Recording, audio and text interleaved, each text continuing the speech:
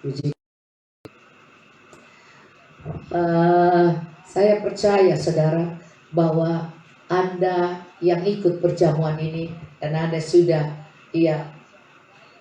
menerima dengan iman, maka Anda harus percaya bahwa Anda sudah disebut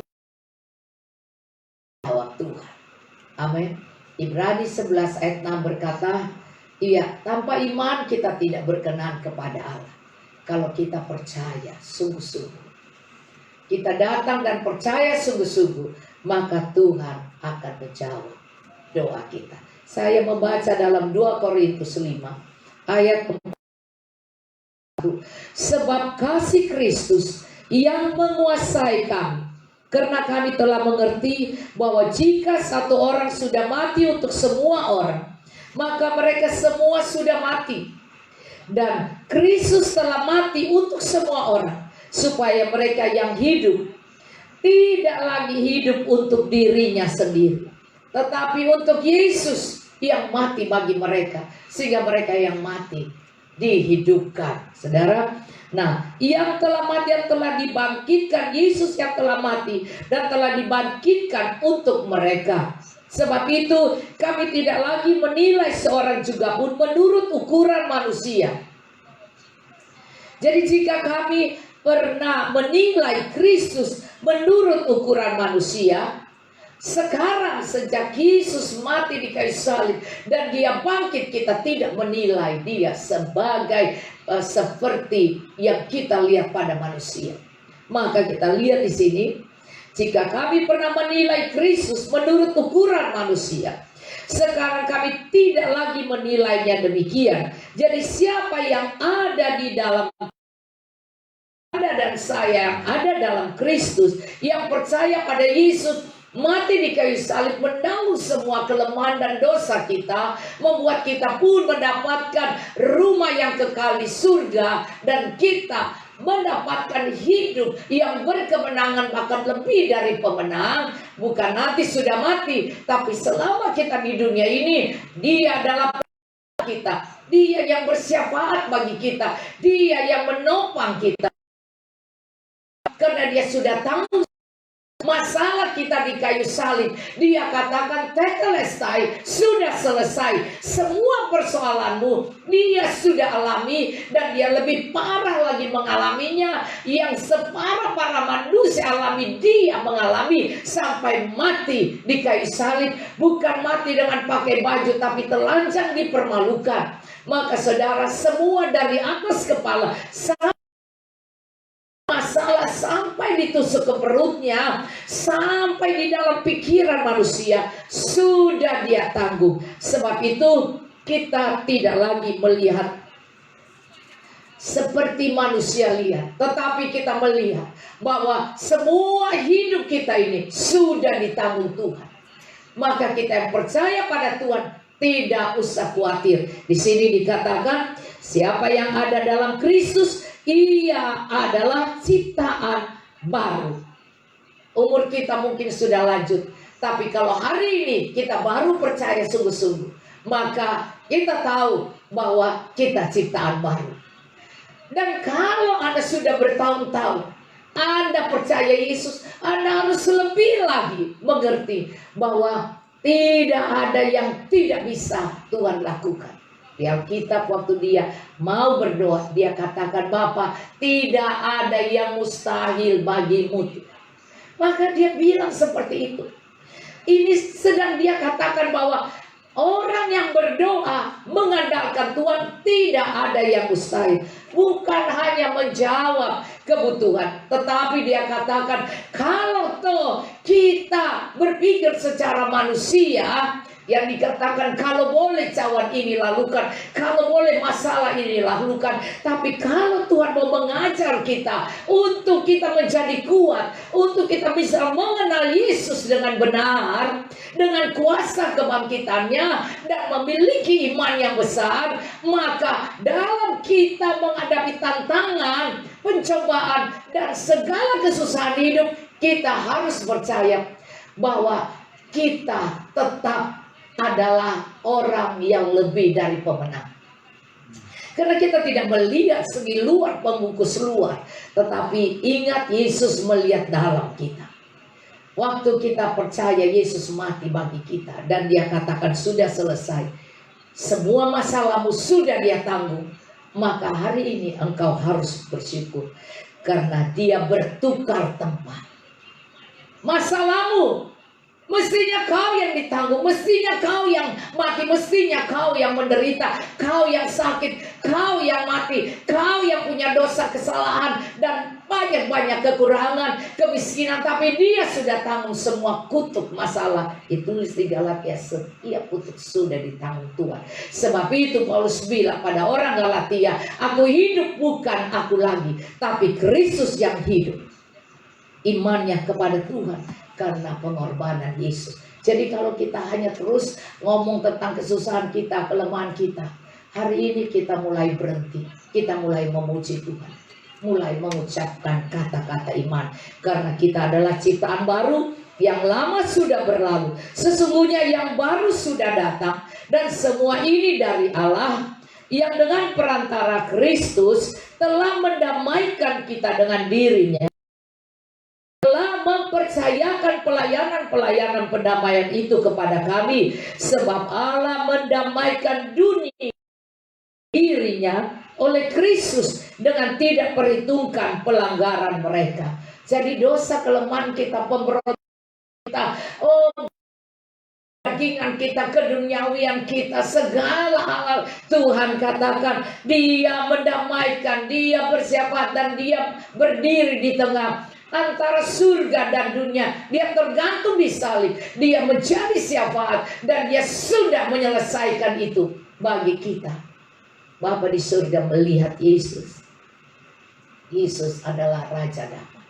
Dia yang mendamaikan kita. Maka di sini dikatakan telah mempercayakan bagian kami harus membawa damai di mana-mana. Adalah utusan Kristus. Seakan-akan Allah menasehati kamu dengan perantara kami. Dalam nama Kristus kami meminta kepadamu, berilah dirimu didamaikan dengan Allah. Dia yang tidak mengenal dosa telah dibuatnya menjadi dosa karena kita, supaya dalam Dia, kita yang hidup di dalam Yesus, yang percaya kepada Yesus, kita dibenarkan oleh Allah. Bukan karena kita baik, tapi karena Yesus yang baik. Karena kita tahu dalam Filipi 2 ayat 8 berkata, dan dalam keadaan Dia sebagai manusia, Ia telah merendahkan dirinya dan taat sampai mati, bahkan sampai mati di kayu salib. Saudara, semua itu untuk Anda dan saya. Jadi kita yang berdosa, kita yang lemah, kita yang kedagingan, kita yang pemberontak, kita yang tidak taat, kita tahu bahwa Yesus sudah menanggung dan merendahkan dirinya, padahal Dia adalah Allah dan Dia menyerahkan semua untuk kita. Ayat ini berkata, Filipi 2 dari ayat 5, hendaklah kamu dalam hidupmu bersama menaruh pikiran dan perasaan yang terdapat juga dalam Kristus Yesus. Jadi Yesus menang, kamu juga menang. Yesus dahsyat, engkau juga dahsyat. Maka di sini yang walaupun dalam rupa Allah tidak menganggap kesetaraan dengan Allah itu sebagai milik yang harus dipertahankan, Dia rendah hati, melainkan telah mengosongkan dirinya sendiri dan mengambil rupa seorang hamba.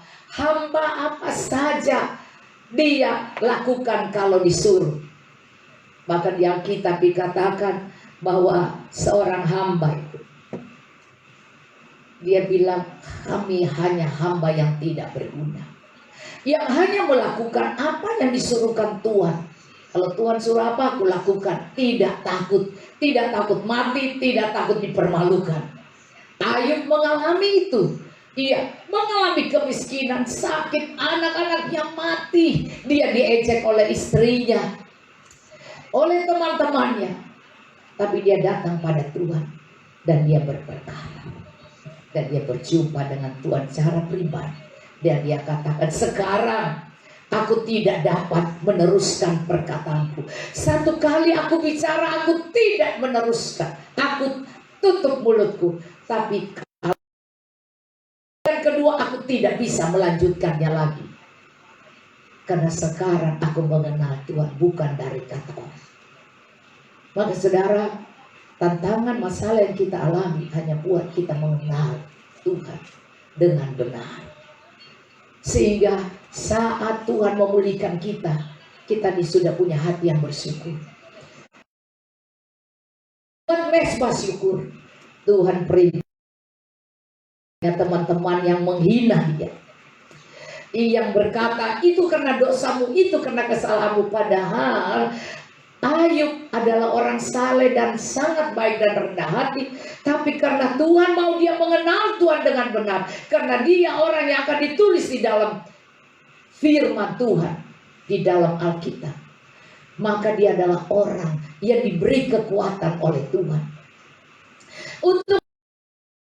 Dan maka saat ini kalau Anda sedang bermasalah, ingat, Anda sedang diperhadapkan untuk mengenal Tuhan dengan benar.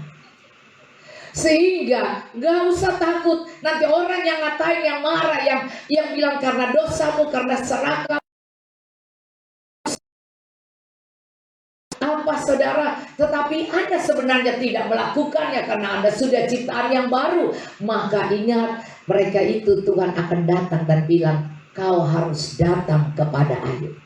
Karena hanya doa Ayub yang akan aku jawab. Doa orang yang sudah mengenal Tuhan dengan benar, sudah menjadi ciptaan baru, sudah mengenal kuasa kebangkitan Tuhan, dan sudah direndahkan Tuhan. Maka mereka datang dan membawa berkat-berkat, sehingga Ayub hari itu dipulihkan lipat kali ganda. Bahkan anak yang mati digantikan 10 anak yang ganteng, yang cantik-cantik, yang paling cantik di kota. Jangan khawatir, kita tanggung semua masalah kita di kayu salib. Maka saya hanya membaca ini lagi, yang walaupun dalam rupa Allah tidak memandang kesalahan itu, dia turun ke dunia, dia jadi manusia biasa dan tidak sombong. Maka di sini dikatakan, melainkan telah mengosongkan dirinya sendiri dan mengambil rupa seorang hamba dan menjadi sama dengan manusia. Dan dalam keadaan sebagai manusia ia telah merendahkan dirinya dan taat, bukan sampai kaya. Taat, kalau lu taat nanti gua berkati kamu. Tidak. Tapi dia taat sampai mati. Ternyata mati yang dia lakukan, ketaatan sampai mati ini adalah hal yang sangat luar biasa. Banyak orang bisa bilang, gue gak mau berkati kamu karena kamu gak taat sama saya. Aku kayak lu misal. Saudara, sekali lagi, Yesus kaya. Dia taat sampai mati. Bukan sampai dia dikagumi orang, tidak. Justru yang membuat orang lihat. Di atas salib dia bilang, Bapa ampuni mereka, karena mereka tidak tahu apa yang mereka perbuat. Sebenarnya mereka tidak tahu, roh jahatlah, si iblis lah, bukan manusia. Karena saingan kita bukan darah dan daging, tetapi penguasa di udara, orang-orang kuat dan roh jahat. Sekali lagi di sini dia taat. Ingat, kadang-kadang kita paksa orang yang miskin, mereka harus taat pada kita sampai. Kalau tidak, kita tidak. Saudara, Yesus taat sampai mati. Jadi kalau mereka harus ambil ayat ini, oke, aku akan taat pada Tuhan sampai mati. Nah di sini karena dia bilang Tuhanmu itu seperti Tuhan. Jadi katakan Alkitab orang yang bengis.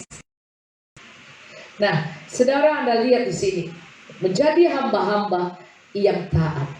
Di sini dikatakan bahkan sampai mati di kayu salib, mati corona dengan mati di kayu salib Lebih siksa mana, saudara? Sama-sama mati sih, tapi di kayu salib, iya, dipaku, dirajam, dilempar batu, terus ditusuk, dan kemudian dilihat orang telanjang dan dipermalukan. Sangat-sangat menyedihkan. Dan Anda lihat ya, itulah sebabnya Allah sangat meninggikan dia dan mengaruniakan kepadanya nama di atas segala nama, supaya dalam nama Yesus bertelur langit yang ada di atas bumi dan yang ada di bawah bumi, dan segala lidah mengaku Yesus Kristus adalah Tuhan bagi kemuliaan Allah Bapa. Maka kami yang merayakan Jumat Agung ini adalah perayaan pertukaran. Masalah kita, kemiskinan kita, sakit penyakit kita sudah ditanggung Dia. Ini adalah hari pertukaran. Pertukaran. Bersyukur Tuhan sudah menggantikan saya, dan Dia berjanji pasti Dia akan genapi. Karena di sini dikatakan supaya dalam nama Yesus, di dalam Yohanes 14 bilang berkata bahwa kau belum berdoa dalam namaku. Kalau kau berdoa dalam namaku, aku akan memberikan kepadamu, menjawab doamu. Saya waktu itu bilang begini, Tuhan, bukankah kami selalu berdoa dalam nama Yesus? Mana mungkin kami berdoa dalam nama suami kami? Pasti kami berdoa dalam nama Yesus, karena kami orang Kristen. Masa kami berdoa dalam nama Paulus? Kami berdoa dalam nama Yesus, karena Engkau Tuhan kami. Ternyata tingkat berdoa dalam nama Yesus itu adalah nama yang tidak boleh ada nama orang lain yang ada di pikiranmu waktu kau berdoa. Biasanya orang berpikir, aku berdoa dalam nama Yesus, padahal dia udah pikir temannya yang kaya yang akan dia pergi nanti untuk menolong dia. Saudaraku yang kaya nanti yang akan tolong. Jadi yang terpikir, Tuhan jamah saudaraku, jamah teman baikku, jamah bosku, jamah pemimpinku. Padahal Anda harus fokus benar-benar pada Tuhan. Sebab itu semua masalah kita sudah ditanggung Dia. Dia bilang, kamu cuma sebut nama Yesus, berikan nama itu. Dan waktu Tuhan ngajar, saya mengerti, Tuhan ampuni, memang kami manusia tidak sempurna. Waktu kami bilang kami berdoa, sudah curhat sampai doa semalaman. Kami pulang, kami berpikir, si ini nih, Tuhan ya tolongin saya. Tidak, saudara. Jangan ada yang muncul di dalam pikiranmu, hanya nama Yesus. Maka semua yang Tuhan sudah bilang sudah selesai itu, kau akan lihat cepat atau lambat Tuhan menyelesaikan. Tergantung imanmu yang naik. Maka sebab itu di sini supaya lutut segala yang ada di langit, yang ada di bawah, lidah mengaku Yesus Kristus adalah Tuhan bagi kemuliaan Allah Bapa. Maka Dia katakan bahwa Dia berikan nama itu bagi kita. Dan kita hanya perlu berdoa sungguh-sungguh dan bilang dalam nama Yesus. Saya percaya saudara, Tuhan berikan kepada kita itu. Kamu meminta sesuatu kepadaku dalam namaku, aku akan melakukannya. Maka percaya saudara, Dia tinggalkan nama Yesus yang luar biasa, dan Dia berikan Roh Kudus untuk kita. Dan janji firman yang sudah diberikan di Alkitab ini, Anda tinggal rajin membacanya dan mengucapkannya. Saya percaya tidak ada yang pengalaman dibilang, saya sudah berdoa Tuhan tidak jawab. Tidak ada doa sebenarnya yang Tuhan tidak jawab. Punya iman, itulah yang menjadi salah kita. Karena tugas Yesus hanya menjawab doa orang benar. Nah, sekali lagi kita semua pasti akan ditolong Tuhan karena namanya Dia berikan pada kita. Karena kita adalah anaknya. Dia katakan dalam nama Yesus bertekuk lutut semua. Dan Dia bilang di Yohanes 14, aku sudah berikan namaku padamu. Amin. Kita adalah anak kesayangan Tuhan. Dan hari ini Dia sudah bertukar tempat. Dan Tuhan bertukar tempat. Dia mengambil semua masalahmu, sakinanmu, utang piutang. Tuhan kau apa yang dikerjakan akan jadi berhasil. Di waktu kau bersungguh-sungguh. Karena dua orang yang bersungguh-sungguh tanpa iman tidak berkenan. Kalau engkau harus bersungguh, Tuhan memberi upah yang bersungguh-sungguh. Doa benar, besar kuasanya. Mari kita bersyukur Tuhan. Terima kasih. Karena kami yang mestinya mengalami pikul salib dan naik di kayu salib, tapi Engkau yang sudah mengganti, maka kami terima berkat-Mu Tuhan. Tuhan, kami pula dengan kebanggaan bahwa kami punya Bapa yang di dalam nama Tuhan Yesus sudah memberkati kami, sehingga kami harus bahwa semua kesalahan kami, pelanggaran kami sudah Kau tanggung di kayu salib Tuhan. Kami terima berkat-Mu Tuhan. Bapa, tidak ada yang tidak Kau jawab. Hari ini dimakan supaya kami bisa mengerti dan lebih lagi mengerti tentang kuasa pendamaian itu. Terima kasih Bapa. Kami mau pulang ke tempat masing-masing. Bahkan di rumah masing-masing dengan selamat, berkumpul dengan keluarga yang bahagia. Saat kami tidur, Tuhan memberkati kami. Dan saat kami bangun besok pagi, kami lihat hidup kami diberkati. Hidup kami bahagia, penuh sukacita. Dan iman kami bertumbuh. Kami menjadi lebih dari pemenang. Terima kasih Tuhan, karena Engkau Yesus yang sudah mati bagi kami. Itu kami percaya bahwa di dalam kami punya iman yang lebih dari pemenang. Terima kasih Tuhan. Tuhan, Engkau memberkati dan melindungi umat-Mu. Engkau menyinari umat-Mu dengan wajah-Mu dan memberikan kasih karunia-Mu. Kau menghadapkan wajah-Mu pada umat-Mu dan memberikan damai sejahtera yang berlimpah-limpah sampai Maranatha. Tuhan Yesus, Engkau datang kali yang kedua adalah cinta kasih dari Allah Bapa, kasih karunia dari Tuhan Yesus Kristus, Juru Selamat kami, persekutuan yang manis, yang indah, yang erat, yang intim dengan Allah Roh Kudus menyertai kami, menghibur kami, menguatkan kami, membawa kami dalam pengenalan akan Tuhan dengan benar, dan menjadikan kami pelaku-pelaku firman Tuhan, orang-orang yang diberikan iman yang lebih dari pemenang itu Tuhan.